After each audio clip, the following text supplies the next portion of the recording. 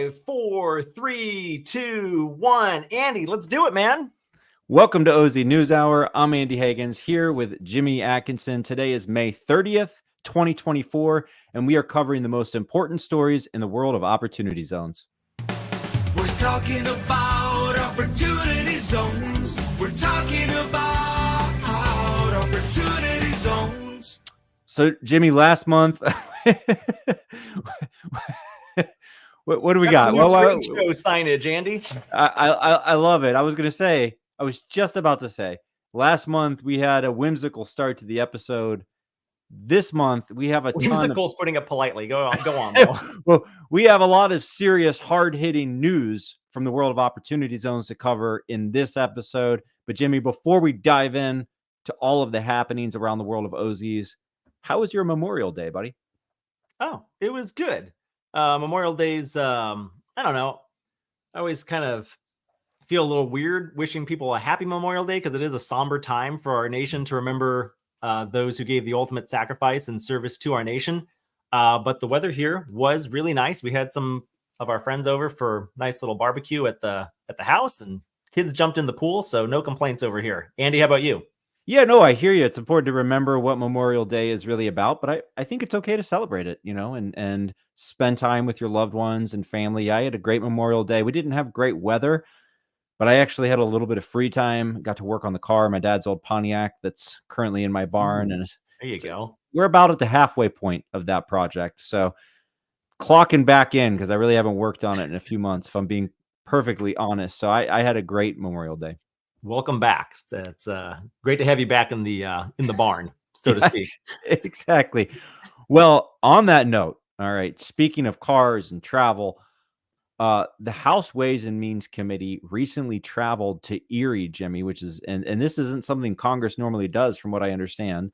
They held a hearing on the road talking all about OZs, and you watched most of the hearing. Tell us about what happened. Was there any real news here? Were there any developments? Was it all just a big PR stunt? I think a little bit of all of the above. I mean, stuff like this is oftentimes grandstanding and a PR stunt. But that's honestly like how legislation gets done. That's how policy moves forward, is people tell their stories, both members of Congress and members of these local communities. And yeah, you're right, Andy. And this was the title of today's OZ NewsHour episode, is Congress takes a field trip to OZs. And we weren't kidding. Like, Congress literally left the Beltway and traveled to Erie, Pennsylvania, which is, I would say, really the flagship community for opportunity zone success in this country. Well, hold on, Jim. Just one comment and a question. Yes. The comment is just, this wasn't the entirety of Congress. This was the House Ways and Means Committee, but that's correct. It's a very powerful committee. I mean, it's one of the premier, most powerful committees. Well, it's the committee through which all tax legislation has to go through in order to hit the House floor. So the House Ways and Means Committee on the House of Representatives side is kind of the counterpart to the Senate Finance Committee on the Senate side. So any opportunity zone legislation, any tax legislation, kind of has to go through those two different committees before anything really happens. So the fact that we've got this big event in Erie, Pennsylvania, all about renewing the Tax Cuts and Jobs Act, but specifically this event was focused on opportunity zones, is pretty good to see. And it was a largely Republican-led hearing, but there was one Democrat member of the committee that was there as well. And I'm pleased to report that Representative Gwen, I forget her last name, I believe it's Gwen Moore, I'll look that up in a moment, is very supportive of opportunity zones, despite the fact that we may have our differences on the left side of the aisle and the right side of the aisle. This policy still seems to benefit from broad bipartisan support, Andy. Yeah, and so talk us through why Erie. Why is Erie such a symbolic, emblematic location for opportunity zones, right? They obviously picked Erie for a reason, right? They weren't just kind of drawing OZ's census tracts out of a hat and randomly showed up here.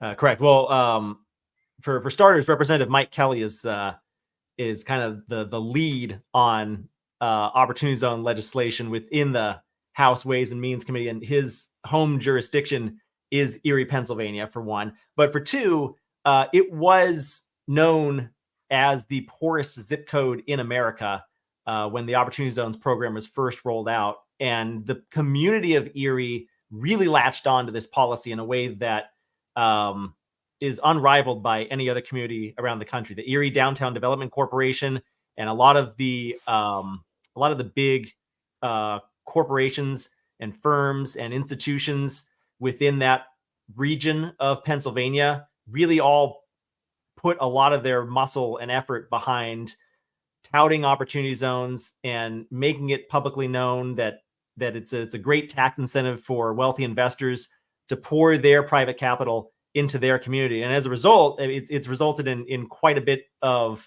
economic revitalization in the community. And I do have a couple clips from the hearing that I could play, unless you had a couple questions for me. No, I'd love to see some clips, and I'll admit I didn't watch the entirety of the hearings, and I'm guessing a lot of our viewers didn't either. So show us some highlights, please. Yeah, the hearing was about 90 minutes long, and it droned on at times, but I'll show you a couple highlights. Well, first, this first clip is Representative Mike Kelly opening up the hearing. With the new Opportunity Zone legislation and Tax Cuts and Jobs Act, investors turn to Erie.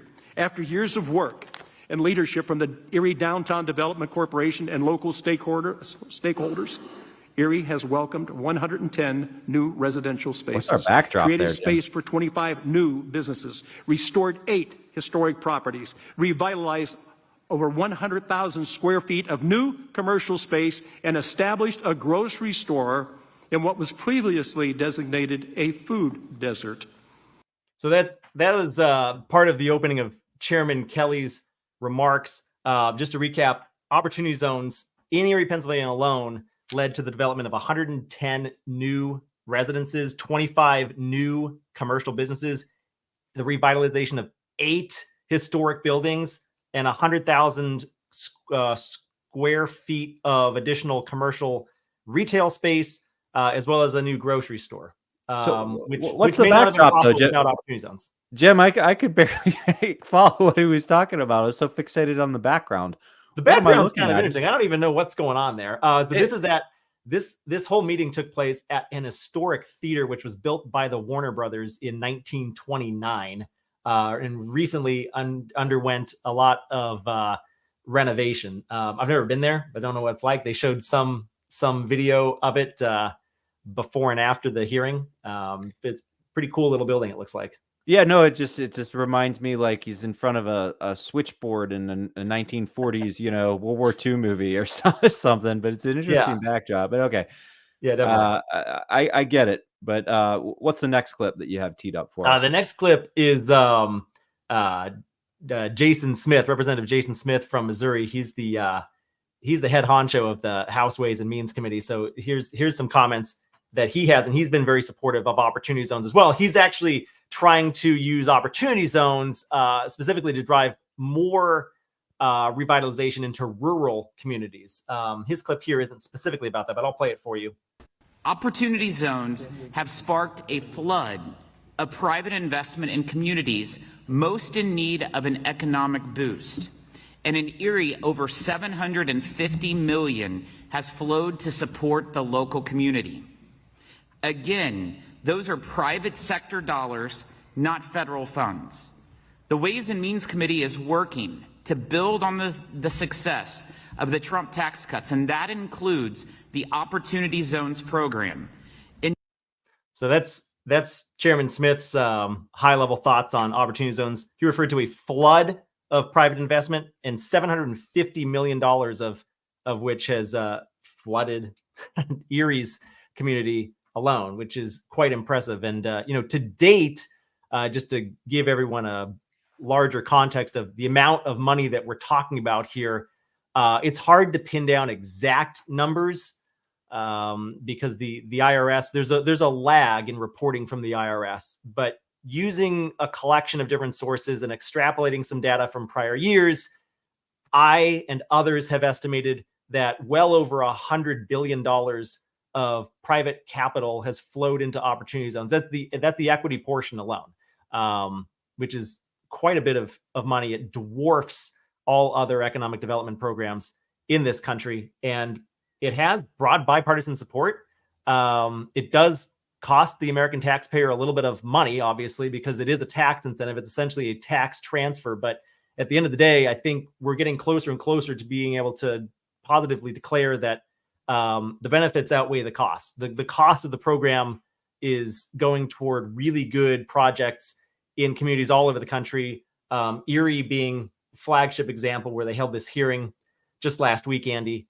And just to recap, the hearing itself, there were 9 members of Congress that attended the hearing, 8 Republicans, 1 Democrat, and they all are very supportive of opportunity zones. There was nobody tearing down opportunity zones or complaining about how it's merely a tax break for the rich. They've all seen that opportunity zones are doing some really good work, and it is a tax break for the rich, right? I mean, that's the very nature of it, is that you need to incentivize private capital somehow to go into these communities that wouldn't necessarily otherwise receive private capital. So that's kind of the quid pro quo. It's a tax break for wealthy investors, and it's also a beneficial economic development policy for some of our nation's poorest areas, and Erie being a prime example. Yeah, and I noted that he mentioned, the Trump tax cuts, and it just kind of made me think, oh boy, it's May 30th. We're really starting to get into election season, and kudos to the single Democrat that was there, right? But it's hard for me to see much vocal Democratic support from the Democratic side of the aisle for the OZ program throughout this election season, right? Because you're not going to find anyone in the Democratic Party, or very few, who want to, quote unquote, celebrate the successful Trump tax cuts, or I forget that. No, you won't. Language. And at this point, we're not going to get any tax legislation before the end of this year. Not since we're bearing down on June here. We're just a few months away from the election, and there's never been tax legislation passed during an election year. And tax legislation that does come through probably next year in 2025 will be quite contentious, I believe. But this particular provision, opportunity zones, will receive broad bipartisan support. And what that tax legislation looks like, whether or not it goes through, and how opportunity zones are a part of it, really depends on the balance of power post-election and in Congress. All signs seem to indicate that the Republicans are going to take the Senate. Unclear who may take the House, and obviously unclear who may wield power in the White House. Time will tell, and then we'll get a clearer sense of what that tax legislation will look like, and hopefully opportunity zones will be a part of it, Andy. And just to recap the members of Congress who were there, I was right, by the way. The Democrats name Ms. Gwen Moore, Democrat from Wisconsin. Subcommittee Chairman Mike Kelly was there. Ways and Means Committee Chairman Jason Smith was there. Those were kind of the 2 leaders. But also Carol Miller, Republican from West Virginia. Beth Van Dyne, Republican from right here in Texas. Nicole Maliotakis from New York. David Schweikert from Arizona. Lloyd Smucker from Pennsylvania. And Ron Estes from Kansas were in attendance there, Andy. So, Jim, before we move on to the next story, I guess one other question. With what we just discussed in terms of there's not going to be any tax legislation happening this year during the election year. Is this the peak of congressional attention on opportunity zones for 2024? Like, is this the apex? Is this was this the big moment in terms of, because I feel like there's going to be so much stuff in the news cycle politically that, for better or for worse, there just probably won't be a lot of talk or political developments on OZs for the remainder of the year. Yeah, probably you may be right about that, Andy. I would say, by the way, that the House Ways and Means Committee has opened up a comment period to receive comments both before and after this hearing. And that comment period and question period is open through June 4th. So if you're out there watching or listening to this and you want to respond to this hearing that the House Ways and Means Committee conducted on the road in Erie, Pennsylvania, I would encourage you to submit a comment letter or question to the committee. I'll get a link to where you can do that in the show notes for today's episode after the fact. You can find those at opportunitydb.com/podcast. But yeah, after that period, Andy, I think you're probably right. I'm not sure what else may happen between now and next year, other than the Novogradac conference is going to be happening in Washington, D.C., and we're going to have an OZ Insiders meeting and dinner the day before. And I don't know, maybe we can drum up some support to get some members of Congress out to the Novogradac conference. I asked about that. They're working on it, and possibly we'll do something on the Hill, but it's unlikely anything really substantive is going to happen until 2025. I think you're right, Andy. Yeah, we have one political figure who is in the limelight, who may be more in the limelight soon with some different court cases and things. He tends to suck all the air and attention out of a room. And so, yeah, I don't think there'll be a lot of political attention on OZs for the remainder of the year, for better or for worse. But, you know, on the topic of successes and OZ successes, Jimmy, we have the report from ATTOM, not the first report, regular report, but the new version of this report, that Opportunity Zone home prices are still keeping up with nationwide price trends. And in some ways, they're even outperforming non-OZ homes with some specifics. So can you break down this report? Like what's the news? You know, is the success story, is it consistent? Are there any cracks beginning to form? Give us the breakdown. I don't know if there's any cracks beginning to form. And yeah, just so you know, ATTOM releases these reports every quarter. They release a whole bunch of reports on all sectors of real estate, a lot of real estate data that they crunch. And I'll just read this excerpt right here, this second paragraph in this article. The report found that median single-family home and condo prices increased from the fourth quarter of 23 to the first quarter of 24 in just 49% of opportunity zones around the country, but they were still up annually in almost 2/3 of opportunity zones with enough data to measure. Those trends in and around low-income neighborhoods where federal government offers tax breaks to spur economic revival continued a long-term pattern of home values inside opportunity zones, moving alongside broader nationwide shifts for at least the last 3 years. So yeah, Andy, suffice it to say, opportunity zones, they're looking more and more like the national average, which I think is a positive result.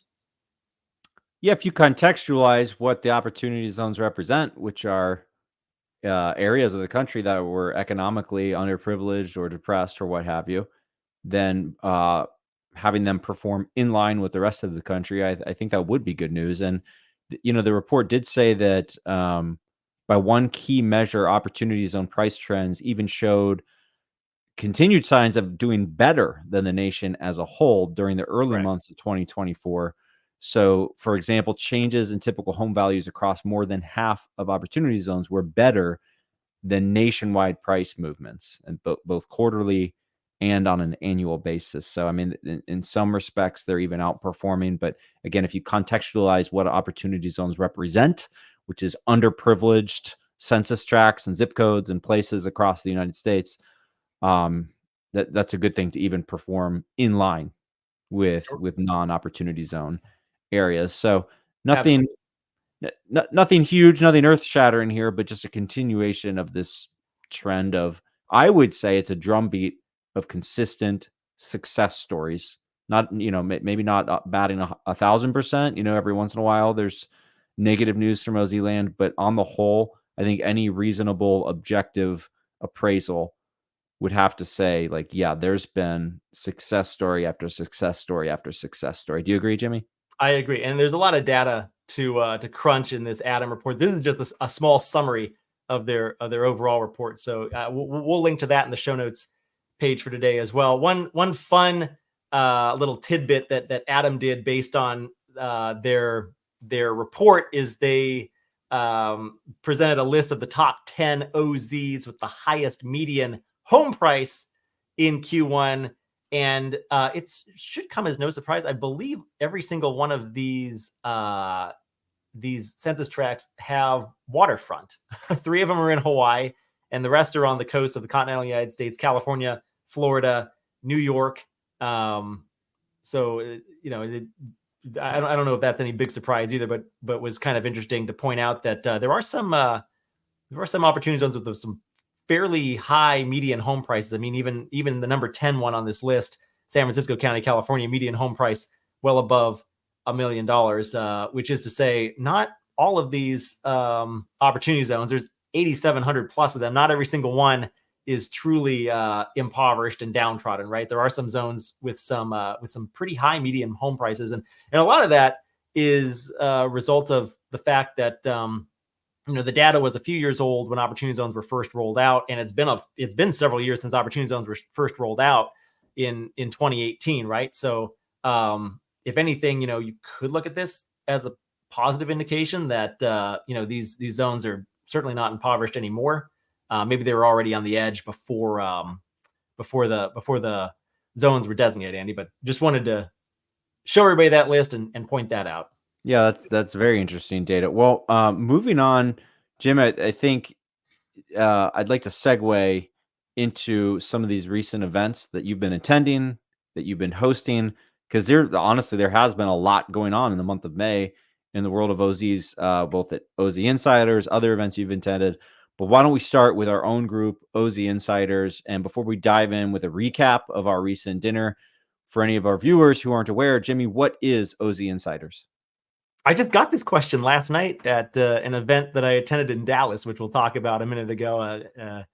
I was introduced as the leader of OZ Insiders, and a woman came up to me a minute later and said, "Hey, what's OZ Insiders?" So I told her, well, it's the premier mastermind group community for high-performing opportunity zone professionals and investors. It's a community of about 50 of us now. We launched at the end of last year.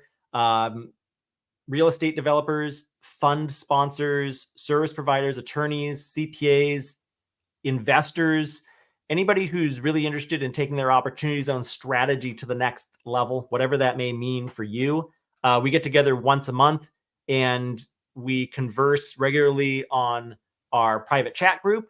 And we have a masterclass meeting once a month where we really just keep each other informed and we stay in the know on the latest and greatest news related to opportunity zones. And we go a level deeper with our monthly master classes, Andy, which can get quite technical. And I think that's a good thing for this group who are craving more knowledge about different aspects of the opportunity zones program. And then we also do some in-person events every year. And we just had one a couple weeks back, Andy. You were in attendance. So let me ask you, how was dinner?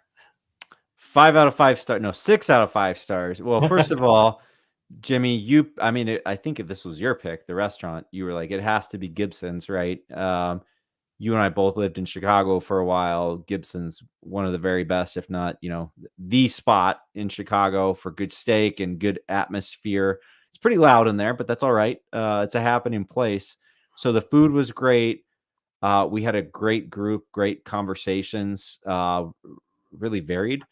Talking about real estate, all different places across the country, right? It was actually a pretty national group. We had Midwest representation, but also, Florida, California, just different places.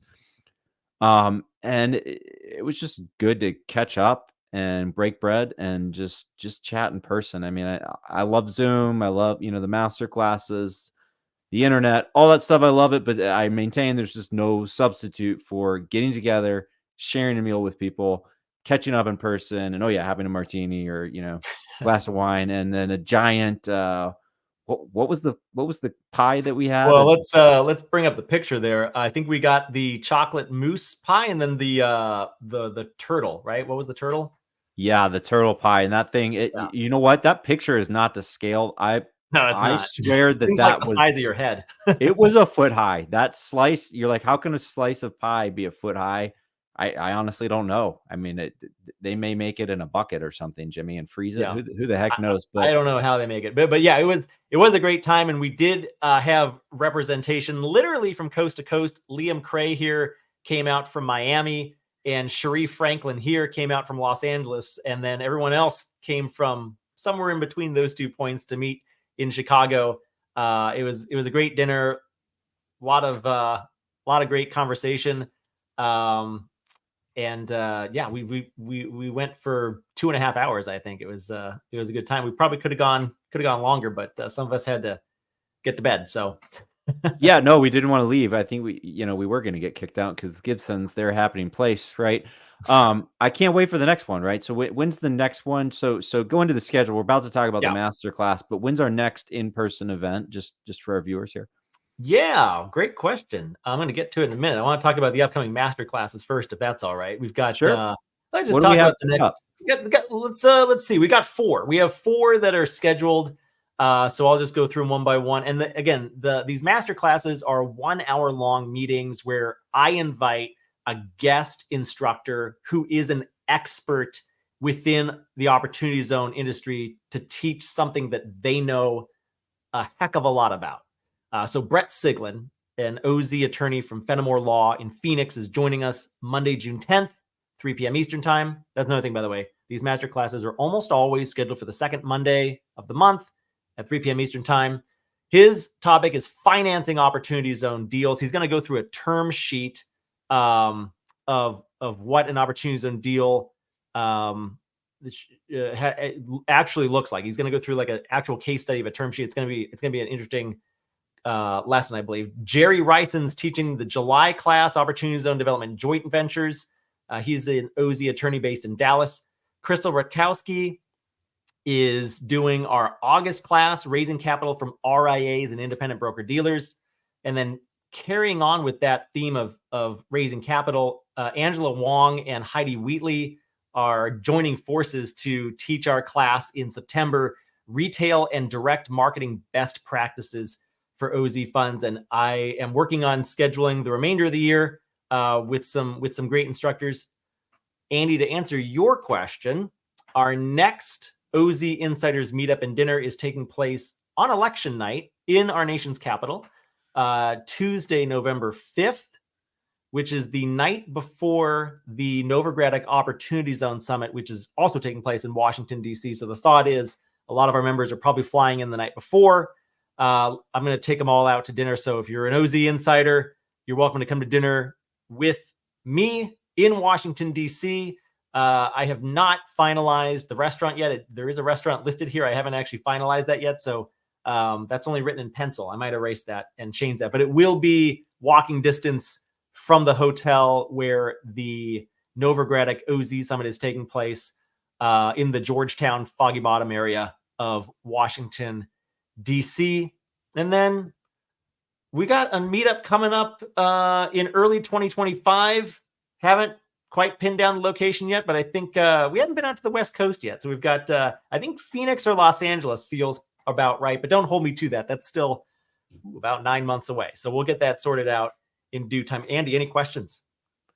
No, I mean, I think you covered it all. I just want to note that, these upcoming master classes, this is really who's who of just experts at the various topics. And even if anyone is not familiar with our back catalog of the previous ones we've done, just go ahead and visit ozinsiders.com and click over to that calendar page, because it also shows that the past ones that we have done that are available on demand. And I mean, fast forward in my head through the end of the year, the recordings of those master classes are going to represent a really good in-depth body of knowledge, just covering all these intricacies of opportunity zone investing. So Jimmy, just thank you for what you do in lining up those instructors, because that content is fantastic. And speaking of events, I love our OZ Insiders events. Sometimes other people have events too, though, even really good events.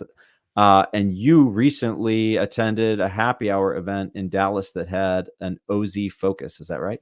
That's right. It was super recently. It was less than 24 hours ago. I was in Dallas last night. This is Ross Baird, the founder of Blueprint Local, which has been one of the most successful and vocal champions of OZs since the very beginning. Ross is a pro's pro, I would say. He is truly professional, and they have a huge portfolio of Opportunity Zone assets located nationally, and they've got several projects in the Dallas-Fort Worth area. So they hosted a happy hour for their team and some investors last night in downtown Dallas, less than a mile from the site of their Ambassador multifamily building, which they're going to break ground on in just about 30 days. They are forecasting that they're going to break ground before the end of June. So I'm just going to walk you through a few of these pictures here. This is Ross giving his little talk about the Ambassador, open bar, by the way. So nobody got too out of control though, and I cut myself off after one or two. But that was pretty nice. The open bar. Here's the scene. Pretty good crowd on hand there. Beautiful night in Dallas. It was about 80 degrees and sunny, a little warm. But after a week of rainy weather, it was nice to have the sun come out, and it was a nice clear night. Let's see. And there's the 3D model of the Ambassador. And then there's me on my way out. I got a picture with Ross and his partner Elise right before I headed out and headed back to Fort Worth. But it was a great evening. I like that expression. Can you bring that pic back up? I can't quite read that expression, Jimmy, except let's get the pic up. It kind of looks like you're up to no good in that. Yeah, photo. that's kind of me doing the hey, I'm kind of on my way out of here. Not sure when the picture's taken. I'm kind of talking to Ross as I'm taking the picture. So it was a good time. It was a really good time, and the conversation was great. I mean, obviously he was there to talk about Blueprint Local and his partners at Brown Advisory and OHT Developers, but also specifically to talk about the Ambassador, which is on the site of a former historic hotel and speakeasy, by the way. He mentioned that during the Prohibition era in the about 100 years ago or so, I guess now, what was that, the 20s or 30s? There was that tunnel built underneath the old property that led to a horse stable, where if the cops showed up, people can run into that tunnel and then hop on their horses and get the heck out of there. So that was pretty amusing. The hotel burned down a few years ago, and Ross's team acquired the property shortly after that, and they're breaking ground next month. And it's great to see that they're going to be adding quite a few units of housing to Dallas, because it's a growing city that is in dire need of housing, as most of our nation is, and it's going to be more affordable than a lot of the comps nearby because of how big the land is, and they're able to avoid using concrete. He went into great detail about that. It was all very interesting to me. And then there were a lot of conversation just about opportunity zones, the legislation, the advocacy work that we need to do to tell the story about what's happening, and a lot of conversation between me and Ross and a few of the other folks there last night about legislation and when we think it might happen and what needs to happen in order for it to happen. And all good stuff though, Andy. Wish you could have been there. You missed out. Well, you mentioned affordable in Dallas, and I presume that means relatively affordable. One of my portfolio companies recently leased office space in Dallas, downtown Dallas, and boy, you hear about office not doing so well. Well, it seems to be pretty tight in old Dallas. I mean, that's a tight real estate market. So all across those Smile States or the Sun Belt, whatever have you, all of the demographic trends during the pandemic and thereafter. It's booming for sure down here, unlike certain other parts of the country that may be suffering declines, or people not going back into the office, and you can't give away office space. Down here, it's a different story for sure. Absolutely. Well, Jimmy, that brings us to our last story, which was actually a podcast episode that you hosted, but I really thought that this was a notable episode. It was with Matthew Rappaport, and you discussed the limitations of the program and ideas for improvement. And I just appreciated, something I always appreciate about you, Jimmy. You're a cheerleader of the program, but you're not defensive about it when there's constructive criticism. And I thought the two of you, your conversation was very fair and balanced. Could I say? Is that fair? Yeah, by the way, Matt was awesome. I loved having him as a guest. He put me at ease right away. He's very much into self-deprecating humor, as am I. So we kicked it, we got along and got off to a great start. And he doesn't hold back. He just tells you exactly how he feels, and he loves opportunity zones, but he thinks some part of the legislation could be improved for sure. And it was, I I believe his comment letter used some term, I can't remember verbatim what it said, but he wrote a comment letter to the IRS a few years back when they were first drafting regulations around Opportunity Zone, and he referred to the statute as horribly written, I believe, or something to that effect. And he may have adjectives. I mean, he really despises how poorly written the Opportunity Zone statute is, and he thinks that could have been, and maybe he's kissing up to the IRS a little bit too, because he realizes the IRS has kind of a tough job to interpret what Congress means with the statute that was given to them. So I don't know, but anyway, he's a very humorous individual and really sharp also, and he knows Opportunity Zones as well as anybody else I've ever spoken with. So really enjoyed my episode with him. And yeah, we did kind of pick away at Opportunity Zones a little bit and point out some of its flaws. There is no such thing as a perfect policy, certainly no such thing as a perfect tax policy that's designed to create economic revitalization across the United States. But Jimmy, if I policies go, it's hard to beat this one. Go on, Andy. If I could ask, because obviously this is ground that you've covered before in terms of ideas for improvement, limitations of the program. But he was very, unique, creative, smart, intelligent guy. Did you learn anything new? Did you feel like he had any particular emphasis that was a fresh perspective? I think the most interesting thing that he pointed out to me, and I hadn't really ever thought of this before, was the definition of sin businesses, like the sin businesses that you're not allowed to count as qualified Opportunity Zone property includes stuff like golf courses and massage parlors and liquor stores. But he pointed out that gentlemen's clubs are not technically listed as sin businesses, which was kind of interesting. If somebody wanted to start a gentleman's club as an Opportunity Zone business, like technically by letter of the law, it would be perfectly permissible. But a golf course attached to a hotel would not be good. And then I pointed out to him the thing that I taught him, which I'll teach you now, Andy, if you haven't heard this stat before, and maybe you have, and you have if you watch the entire episode. There are more golf courses in this country than there are McDonald's. Did you know that?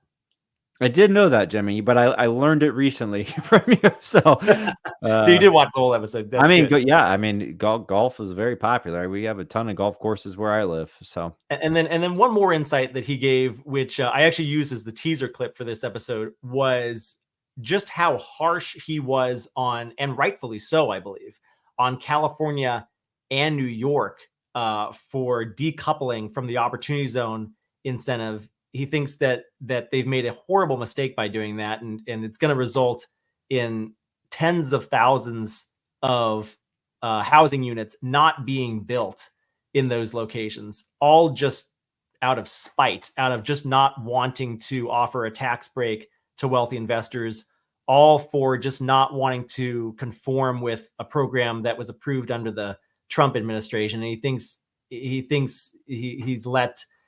that those states and other coastal states that have decoupled from Opportunity Zones have kind of let their spite get the best of them to their detriment, which I appreciated. He didn't hold back. He didn't mince words when talking about that. And by the way, that was one thing that came up during the House Ways and Means Committee as well, Andy. If I can go back to that, Congresswoman Nicole Malliotakis from New York pointed out that in her state, representatives in her state legislatures, state representatives at the state level had barred Amazon from doing their HQ2 development in New York. I don't know if you may remember that from a few years back, but there was a lot of brouhaha and a lot of negative PR that came as the result of Amazon HQ2, Amazon wanting to build their HQ2 in New York, and possibly that they would take advantage of the Opportunity Zone tax incentive to do so. Amazon, by the way, did refute that claim. They said that they wouldn't take advantage of Opportunity Zone structure. They just wanted to come there anyway. But New York said, no, we don't want you here. And they went elsewhere, right? So, Nicole Malakatakis was asking Shay Hawkins, who was at the hearing, how do I prove to the state legislature in New York State that opportunity zones are actually good and beneficial? So sorry for the long-winded answer to your question, Andy. I kind of No, you know what? I'm always happy to had to pull back to that first story, but there's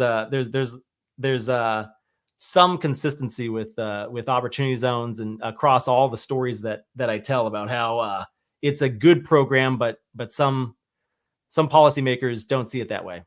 I'm always happy to join in a little state bashing of New York and California. You would be. Which they're not known for their fiscal management. I guess we can leave. Wonderful states, wonderful people, but they're not known for necessarily wise fiscal policy decisions. So we can leave it at that. And Jimmy, I think with that, we are almost out of time. But before we go, what is your pick of the month? What are you watching, reading, or listening to in the world of OZs that you would recommend to our audience? OZ Pitch Day, summer 2024. This is I think this is our 12th, 11th or 12th. I don't know. We'll have to have our accountant get back to me with that number. OZ Pitch Day event. We do these 3 times a year. We started doing these in way back when. When was the first one? I'm going to scroll down here and find out, actually. Now I'm curious. Our first one was November of 2020. So yeah, this will be our 12th OZ Pitch Day event. There we go. I answered my own question. For those who don't know, this is a live event. It's conducted online via Zoom. It is free to attend. All you need to do is register. You can register by heading to opportunitydb.com and clicking the OZ Pitch Day link in the top right-hand corner, or head straight to ozpitchday.com. That'll take you right here. So what is this event? This event is where you can discover your next opportunity zone investment and give you confidence in making your next opportunity zone investment. Maybe it's your first opportunity zone investment. Maybe you have a capital gain. Maybe you're about to trigger a capital gain and you know about opportunity zones, but you're not quite sure what your options are. We have quite a bit of content around opportunity zone education. I always start the day with an opportunity zone 101 crash course. I call it Opportunity Zones Explained for high net worth investors. I teach you exactly what opportunity zones are and then how to make an investment. And then most of the rest of the day is a showcase of different opportunity zone deals, different opportunity zone funds, different opportunity zone portfolio funds that are raising capital from investors who have capital gains to defer into such vehicles. So we're going to kick off with Monte Globe. We have Urban Catalyst presenting once again. Your Space America Self-Storage is there are only self-storage client. In fact, they're the only self-storage self-storage sponsor, that I know of. Most of these are real estate, but mostly multifamily or mixed use. We do have an Ask the OZ Experts interactive session where we will answer your questions live on air with my team of trusted opportunity zone attorneys. Graham Allison is coming to present a couple of different funds, TBD, but he's going to present the Phoenix OZ Fund, which is not located in Phoenix, but is meant to be Phoenix as in the bird that rises from the ashes.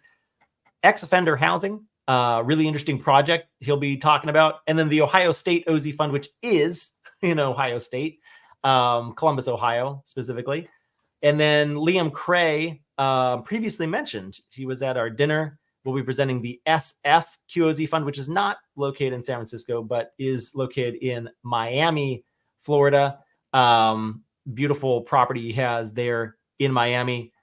We have another panel. And then we have Axel Adler will be joining us in the afternoon to talk about his double net leasing OZ strategy. And then we still have a few gaps in the schedule before the end of the day. I'm going to be filling these with different fund sponsors and deal sponsors over the next week or two here. So if you have an OZ deal and you'd like to be a sponsor of our event and present your investment opportunity to our audience of investors and advisors, get in touch and we'll see about getting you added to the agenda. And then we kind of wrap up mid-afternoon, probably around 3 or 3:30. Sometimes we go until 4 p.m. Eastern time. But this all starts Thursday, June 13th at 10 a.m. Eastern time, and you can register. It's free to register at ozpitchday.com. .com. Andy, that's OZ Pitch Day. I'm looking forward to it. I always love these. These are my favorite days of the year. I get all amped up for them, and then I sit in front of my computer screen and talk like this for about 6 hours straight. It's a lot of fun. At OZ Pitch Day, you are in your element. Yeah, you're the best OZ Pitch Day host that I've ever met in my entire life. But the best part about this event, you already said it, but it bears repeating. It's free. It's free to register. It's free to attend on any device. There's a lot of information, both educational content, and you also learn a lot from the sponsors, by the way. Just even if you're not interested in a particular pitch, I always learn something in pretty much every pitch. So it's a ton of fun. I have a question for you, Andy. See if you know Yeah. the answer. If you register, do you have to attend the entire event? You do not. You can You do actually come. You can come in and out throughout the day. So you could pick a particular slot. Set a reminder to show up for that particular slot and just watch that specific pitch or segment, which quite a few people do. And we also have quite a few people who clock in at the very beginning and they watch the whole thing. So That's right. God bless them as well. Exactly right, Andy. What else we got, Andy? My pick of the month Yes. is Strip Mall Guy.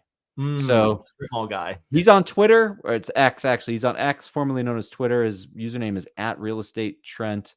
He's got a huge following. If you're on Twitter and you follow real estate investing type guys, and he tweets about retail real estate.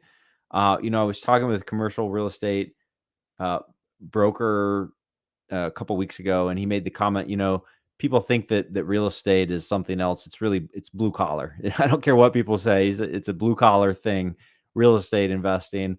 And so the thing I like about Trent, AKA Strip Mall Guy, is he kind of posts from that perspective of the, on the ground, in the trenches, street level, street smarts, deals happening. And I have to say I think retail is a really interesting sector that, the supply and demand dynamics are pretty favorable in retail. And for some reason, it doesn't get a lot of attention, either in OZs or even in the broader, private real estate investing world.